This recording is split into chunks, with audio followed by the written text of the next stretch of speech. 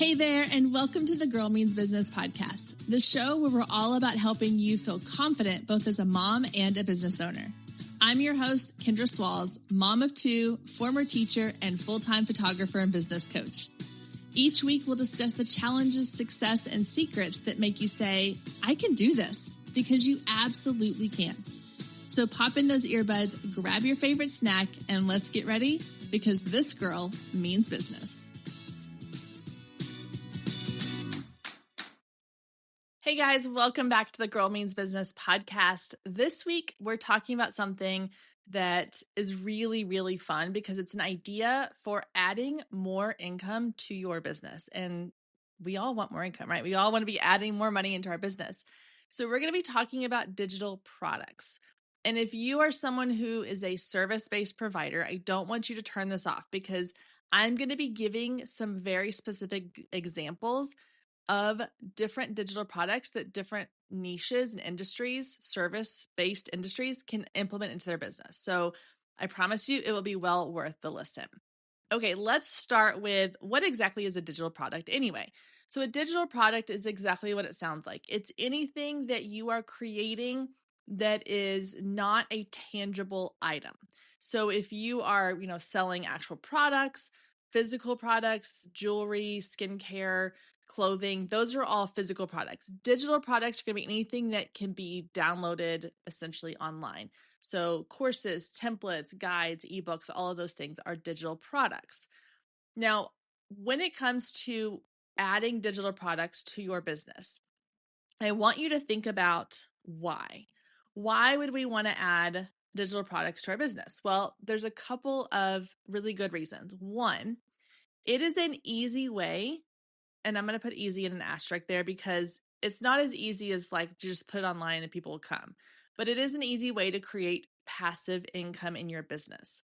So if you are a service-based provider, if you are someone who offers, hair and makeup services, but you want to add some, passive income into your business and for the slow seasons, or maybe just to fill in some gaps, creating a digital product that you can then sell behind the scenes or, on your website or in other places is a great way to add an additional income stream to your business. They can also work as lead magnets. Now, a lot of times I talk about lead magnets as being a freebie, something you offer free of charge in exchange for someone's email address. But nowadays, while the free is still really good, there is also a lot of people who are doing low cost items as lead magnets. So you may have seen some of these advertised as things like download this, mini course for $7 or $19 or attend this workshop and it's only $5. Those are low ticket digital items essentially that can also serve as lead magnets. One of the great benefits of using a digital product, a paid digital product as a lead magnet is that it sort of pre-qualifies your audience. So if you were to think about like you have two buckets. So one bucket are your freebies. These are people who have come into your email list because they downloaded something for free. The other bucket are the ones who have come into your email list because they have purchased something, a low ticket item from you. You're going to probably have a better quality of lead in that second bucket because they're telling you, I'm already willing to hand over my money to put in my credit card information to purchase something from you. Whereas the other ones, while they still may turn out to be good leads, they're more like, I'm just here for the free thing. So those low ticket digital products, and I'm not saying all your digital products have to be low ticket, but those can also serve as really good lead magnets. So not only is it a good passive income, it can also help generate more leads for your business. Okay, so let's talk about how to create and sell digital products. There's a couple of different steps here, and I'm going to break them down for you. So the first one is determine what the need is and who you're creating the product for. So let me give you an example. If you are a makeup artist and you're like, okay, I want to add a digital product into my business as passive income, then you could say, I know that when clients come to me, they a lot of times will ask if I can tell them how I created the eyeshadow that I did for them, or like walk me through the steps, because they want to know, how can I recreate what you've done at home? So by creating a mini course that teaches them not only about how to do their makeup, but like what products they should be using, what brushes they should be using, why you use a certain product first versus last, all those things, you are going to be teaching them something that they can use in their everyday life. Now, one little caveat here I want to give, because I know I'm going to hear people ask this question at some point, is, well, but Kendra, if I want them to come to me and pay me to do their makeup, why would I teach them how to do it on their own? Because they're not going to come to you every single day. And you are the expert, you are the professional. So even if you teach them how to do it on their own, when they have a special occasion, they're still going to want to come to you, because they're going to be like, yeah, I can do it on my own, but it doesn't look nearly as good as it does when the professional does it. And so, or maybe they don't want to invest in all the fancy, the more expensive makeup and brushes and all the things. Or maybe you use airbrush makeup and they can't purchase that on their own at home. So you're teaching them an alternative to use at home. But when they come up to like a formal event or special occasion, they come to you for that extra thing. So by creating these digital products, you're not eliminating the need for your client to come to you. You are just giving them another reason to trust you as the expert in your field. The next thing I want to say about the step one is determining the need, is you need to determine which segment of your audience the digital product is for. So let me explain. I'll use the makeup artist example again. The course you're creating on teaching the course you're creating where you are teaching someone how to apply their makeup at home is a course or a digital product for your actual clients. Now, if you're a makeup artist and you recognize that a lot of other makeup artists are following you, or they come to you with questions, then maybe you also can create a digital product for other makeup artists. It could be that people know that you are really great at marketing your services. So you create a digital product teaching other makeup artists how to market their services. Or you are really, really known for being like the person to go to for wedding hair and makeup. So you could teach other people how to get into the wedding industry. So you need to decide which segment is it for. Is it for your potential client, or is it for other people in your industry? And we'll talk about that a little bit more when we get into some of the examples. Now, number two is to decide on a format. So you've decided, I want to create a digital product for my clients or for other people in my industry. Now you need to decide, what does that digital product look like? Is it a course? Is it a template? Is it files they can download? Is it a whole like suite of things that they can use, templates and trainings and all the things? So what is the format that you plan to put this into? If you're not sure, go onto Pinterest or go onto Etsy and just start looking at what other people have already created. And you can use that to get ideas, but you can also use it to see, well, there's not a ton of people doing this. And I really think that I could create something that was really good at doing this. So not only look for what other people are already creating, but look for gaps in that area that you could then fill in with something that you feel like you're really good at. Once you have the idea and the format, the next one is to create the product. So that means if you're going to create a course, you need to record or create video content. If you're doing templates, you need to create the templates, create the files, all the things. This is the part a lot of people get hung up on, because they're like, well, I want to do this, but that seems like it's a lot of work. Or what if it doesn't look like, I don't want to have to hire a professional videographer and a team of people to come in and make this video for me. I want to alleviate some of that, because, guys, I have downloaded a bunch of digital products that were clearly not at like this super, super high level. They were videos that were tutorials and walkthroughs that you could tell were done on an iPhone camera. And they weren't bad, they were good, or they were just done with the person sitting at their desk talking to their computer screen. Stay with us. We'll be right back. If you've been listening to the Girl Means Business podcast for any amount of time, then you know my love of email marketing runs deep. Not only is it a great way to generate new leads, but it's one of the most effective methods for nurturing warm leads and turning them into sales. Now, over the years, I've tested several email platforms, and my favorite by far is Flowdesk. Not only do they make email marketing simple and easy, even for the technically challenged, but they have everything you need to create stunning emails, capture leads, make sales, and automate the entire process, giving you time back in your busy day. And the cherry on top is you're only charged one flat fee no matter how many subscribers you have. So while other platforms will increase your price when you go over your pricing tier limit, Flowdesk has no price increases or hidden fees. If you're ready to give Flowdesk a try, click the link below in the show notes to save 50% off your first year. Let Flowdesk help you design emails people will love.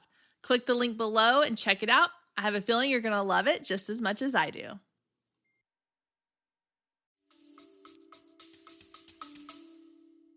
Or they were videos like Loom videos where they were showing, like, they have a little head in the corner and they were showing like a walkthrough of how to use a program online. So it doesn't have to be this like super high-end polished thing. It can be something really, really simple. I know a lot of us are used to looking at like the Amy Porterfields and the Marie Forleos and the Jenna Kutchers who do have a little bit more to invest into creating these high-end kind of polished products. I don't want you to compare what you're creating to that. I want you to just create something that you know your audience will want. And again, don't make it like dark and grainy and, bad audio and all that kind of stuff. Make it, presentable, but it doesn't need to be this super polished thing. So I want you to kind of move past that idea. Don't let that be the barrier that stops you from doing this. Okay, so once you have your product, the next step is to choose your platform. So a lot of people obviously will go to like an Etsy and they will like upload their products to Etsy. And that's a great. If you have a digital templates or files or you've created like a digital planner or something like, those kinds of things, Etsy is a great place for that. If you're creating not websites, if you're creating courses or mini courses, then there are places out there where you can upload your courses to. But I would say out of everything, before you go and put your products on Etsy or any of these online course platforms, put it on your website. Make it as simple as possible. It just needs to live on your website. That way, when you get to step 5, which is marketing your product, you can just point people back to your website. It's as simple as that. And if you want to use Etsy or an online course platform or any of those other things, you totally can. But number 4, first and foremost, have it on your website.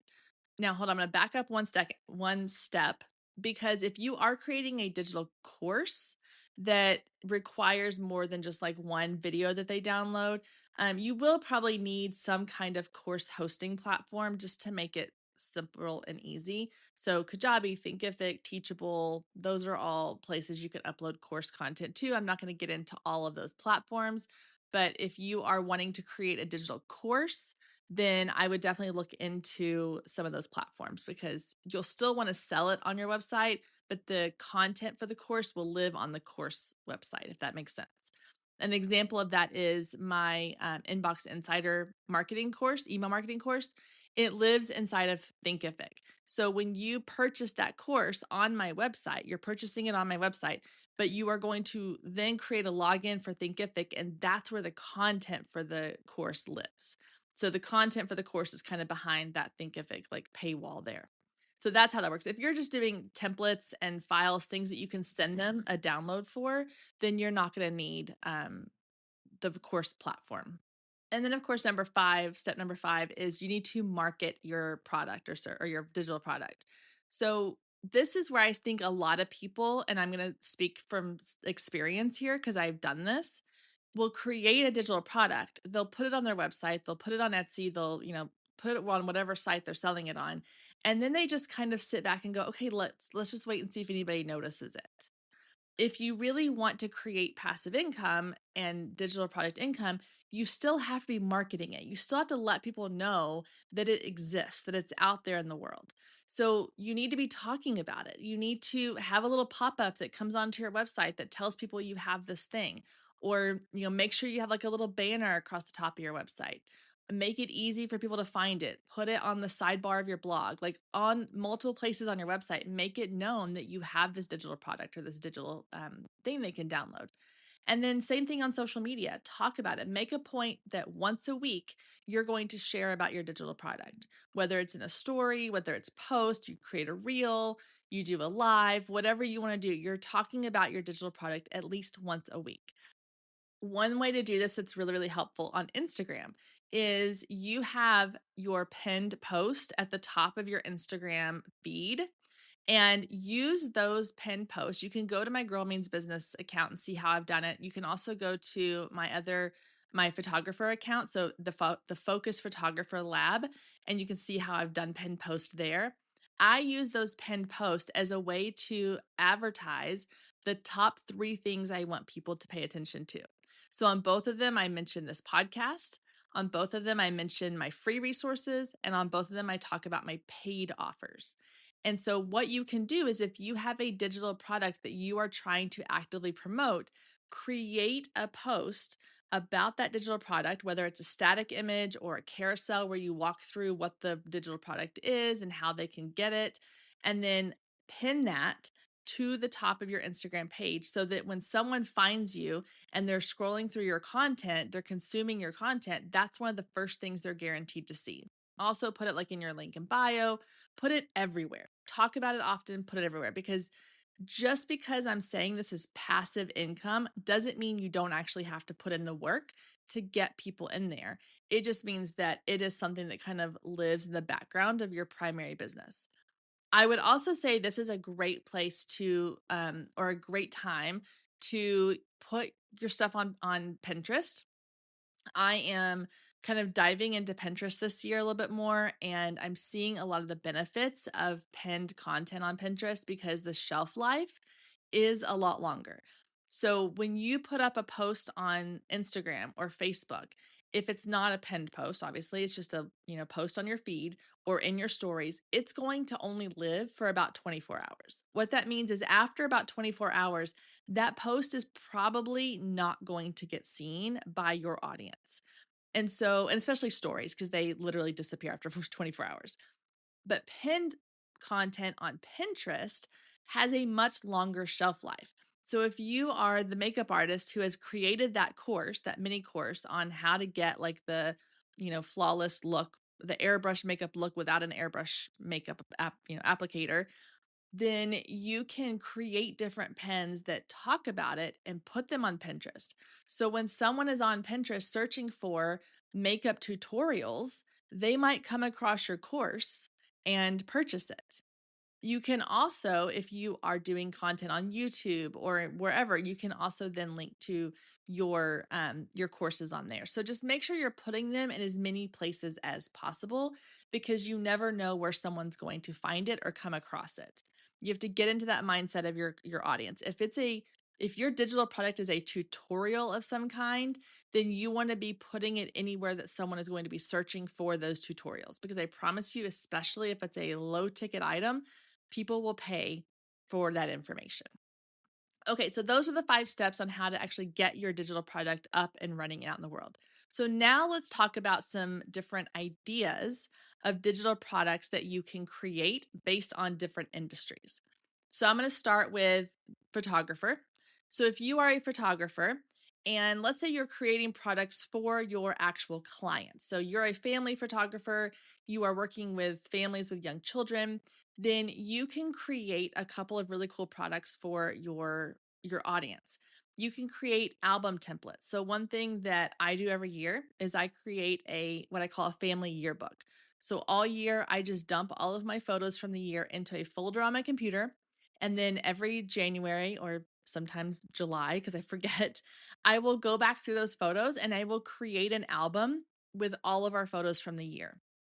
And I love it. Like that we have about 12 of them on our shelf now. I started it when I was pregnant with my first daughter, and my girls and I, my husband and I, like we love to just pull them off randomly and like go through like whatever we did that year. And so you could, if your audience is someone who might be interested in that, you could create album templates that they can then like throw their photos into and upload to Shutterfly or wherever they're printing their albums. You could create a mini course on how to take better photos with their iPhone. You can create a little tutorial on how to organize their camera roll on their phone. You could even teach them how to start using a digital camera and like the basics of like how to take good photos. They're still going to come hire you for those professional photos because obviously even as a mom, I I know how to take photos with a digital camera. I will take all the photos of my kids and my husband, but if I want to be in the photos with them, I'm still going to hire a photographer. So again, you're not mitigating your purpose, you are just setting yourself up as the expert while still teaching them something. Now, if you want to create content for other people in your industry, you can do things like Lightroom presets. I stock photos. I have stock photos on Adobe Stock, and that generates passive income. It's technically a digital product that I sell. You can teach, courses to other photographers on lighting or posing, marketing, all the things. If you are a hair and makeup artist, so we've talked about one already, kind of the, teaching people how to do their own makeup. You could then create templates for other hair and makeup artists. So if you are kind of, really good at Canva and you're like, I use a lot of I'm great at social media, then teach other people how to be really good at social media. If again, another one for your clients, if you are someone who like really focuses on hair and you're like, oh, all these people come in to have their hair done and their hair is dry and split ends, and like you can create a little course or a tutorial or a template or a download on like how to make sure that your hair is healthy and thick and full and shiny and all the things. Okay, let's say you're a florist.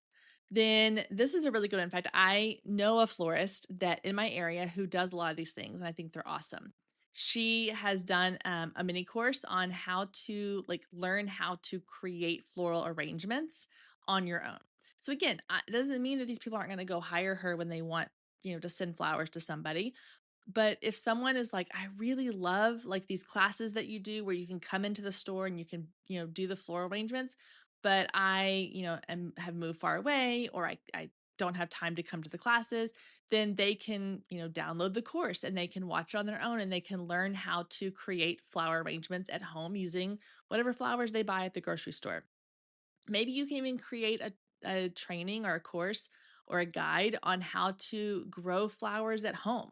Like maybe you live, like I live in Texas. So if you are based in Texas and you're like, okay, here's the flowers, or even like maybe you're really good at gardening, here's the plants and the flowers and the vegetables and the fruits and things you can grow here in Texas in our area. And here's like kind of a little guide on how to do that. You could even put out like fun floral decor ideas for each season. So do a little video training or a PDF guide on fun ways to use florals in your like decorating for spring or summer or fall or winter or holidays. Okay, if you're a wedding planner or you're in the wedding industry, you can create digital planner worksheets or even like a digital wedding planner book that they can download and print out. You could do a budget calculator. So I've actually purchased these, not necessarily for weddings, but a digital, like a spreadsheet, like a Google spreadsheet that someone has created and already set up all the calculations for. And I've actually purchased this year after year because they put out a new one at the beginning of every single year. So I recently downloaded like the 2024 family budget spreadsheet. And I don't know, it was maybe $15, and I will pay $15 every single year to have this spreadsheet. It has everything already lined out. It already has all the categories. It's like not only a budgeting, but then you can go in and you can kind of put in your information each month of what you spent, and it will calculate, how much you spent on meals or how much you spent on groceries. It does all of that for me. And so that is a great tool, digital product that I will purchase again and again. And so if you are someone who your clients or your audience would appreciate something like that, doesn't have to be financial, but some kind of like pre-done organizational tool, that's a great digital product to sell. And then if you're a graphic designer, a web designer, website templates, graphic templates, going into Canva templates always sell really, really well.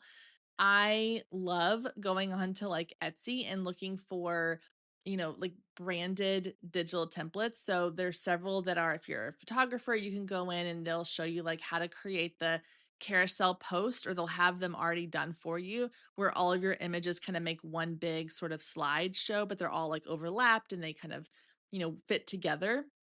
You can go download those. They're not expensive. So they're $6, $12, $15, maybe $24 at the most. And it might seem like the price point is low, but when you think about passive income, this is not your primary income. So if you're a graphic designer and you're working with one-on-one clients to design their website for them, but then on the backside, you're also selling these templates that are just kind of trickling in here and there, every little bit counts, and you don't realize how quickly that adds up. When I think about, for mine, the stock photos, I will take, when, like, we just went on vacation to Big Bend, and my goal while I was there was not only to get pictures of the location and my family and my friends that were with us, but I was purposely going, ooh, I'm looking for really cool ideas for stock photos. So, pictures of like the cactus growing, or pictures of like the river rocks and the water flowing over the river rocks, things that I know I can upload to my stock site and that will make money. And I probably get maybe 3 or 4 notifications a week that I've sold a stock image, and it may be 99 cents here, $2 here, $4 there, depending on the level of, what they want the stock photo for, the level of usage rights. And after a while, that all adds up. So even if I'm only making a little bit here and there over the course of a couple months or a year, it adds to my bottom line. So digital products are a great way to add additional income to what you're already doing in your business. I hope that this has given you some ideas. I hope it's got the wheels spinning in your brain, trying to think about like, what kind of digital products can I create? And all you need to do is start with one. Start with one simple, basic digital product that your audience or other people in your industry will want and utilize. Once you have created the first one, marketing it, seeing how it goes. A lot of times, the second one, the idea will come off of something you've already created. And the more you do it, the easier it gets. So if you're listening to this and you're like, this sounds amazing, I really want to add digital product, but I don't even know like where to begin creating something, just start jotting down ideas. I promise you, it is so much easier than you might think. There are people out there creating digital products who have far less experience and far less knowledge than you do. So if they can do it, you can do it. It's just a matter of taking that first step and going all in. It doesn't have to be perfect, it just has to be done. All right, I hope that gets you excited about creating digital products for your business.